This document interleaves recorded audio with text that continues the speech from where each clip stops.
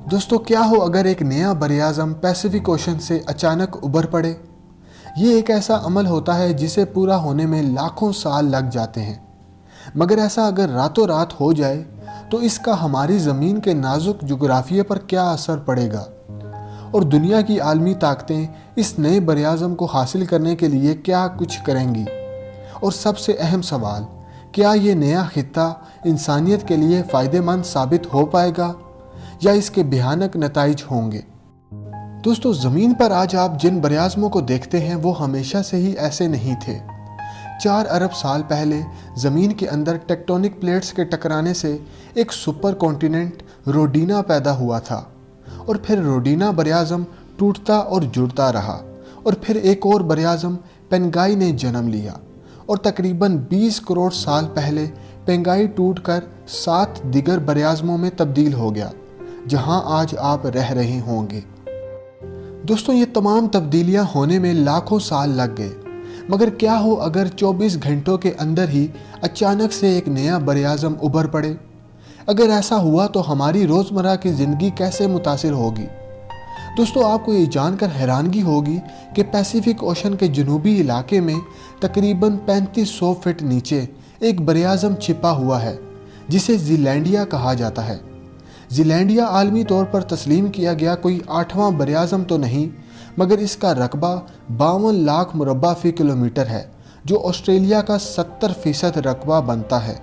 मगर इस बरआज़म का सिर्फ 6% हिस्सा ही समुंदर की सतह से ऊपर है, जिसे आप न्यूजीलैंड के नाम से जानते हैं।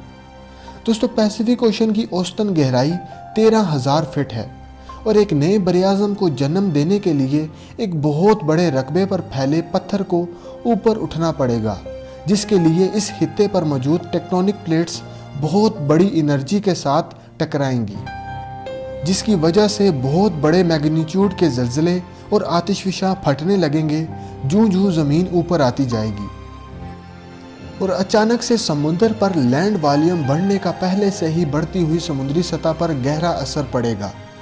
मौजूदा अंदाज़ों के मुताबिक सन 2100 तक समुद्र की सतह 8.2 फीट तक बढ़ जाएगी। मगर एक ऐसा बरआज़म जिसका रकबा ज़ीलैंडिया के बराबर हुआ तो इससे समुद्र की सतह 131 फीट तक बढ़ जाएगी और निचली सतह पर मौजूद ममालिक जैसे बांग्लादेश, सेनेगल और नीदरलैंड्स दुनिया के नक्शे से गायब हो जाएंगे, जिससे करोड़ों ज़िंदगियों पर बहुत बुरा असर पड़ेगा। और ये तो बस शुरुआत होगी। पैसिफिक ओशन के बीचों बीच एक नए बरआज़म के नमूदार होने से दुनिया के मौजूदा ओशन करंट्स पर असर पड़ेगा। दोस्तों, ओशन करंट्स समुद्री पानी की सिमत या मूवमेंट को कहते हैं और यही ओशन करंट्स हमारे मौसमी निज़ाम में बहुत अहम किरदार अदा करते हैं। शमसी ताबकारी को ज़हीरा करते हैं और ज़मीन के गिर्द हरारत और नमी को मुंतकिल करते हैं। ओशन करंट्स में तब्दीली आने से पूरी दुनिया के मौसम में तब्दीली आ जाएगी। मज़ीद ये कि समुद्रों को इंटरनेशनल जोन्स तस्वुर किया जाता है, यानी कि यहाँ किसी मुल्क का कानून लागू नहीं होता।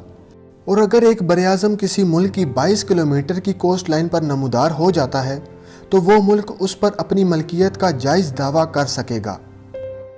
जितने टेक्टोनिक वायलेंस की वजह से ये बरआज़म उभरा होगा, कोई भी मुल्क इस पर अपना दावा नहीं करना चाहेगा। मगर अगर ये कॉन्टिनेंट पैसिफिक ओशन में नमूदार हुआ तो फिर ये तय करना मुश्किल हो जाएगा कि इस पर कौन हुक्मरानी करेगा, जो कि एक बहुत बड़ी बैनुल-अक़वामी बहस में तब्दील हो जाएगी और बड़ी ताकतों के बीच टेंशन्स बढ़ा देगी। और अगर इस मसले का कोई सियासी हल निकल भी आया तो इस नई ज़मीन पर मुंतकिल होने से पहले इसे रहने के काबिल बनाना होगा।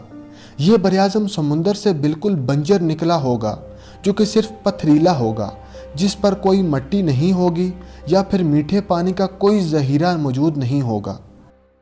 हो सकता है ये एक मशहूर सियाहती मकाम बन जाए या फिर दुनिया भर का टॉक्सिक वेस्ट को स्टोर करने का एक हल। मगर दोस्तों, हम एक इंतहाई जुड़ी हुई दुनिया में रहते हैं जहाँ छोटी सी छोटी तब्दीलियाँ भी तबाही का सबब बन सकती हैं। दोस्तों, मज़ीद ऐसी वीडियोस के लिए हमारे चैनल को सब्सक्राइब करें और बेल आइकन प्रेस करें ताकि आपको हमारे आने वाली हर लेटेस्ट वीडियोस मिलती रहें सबसे पहले। शुक्रिया।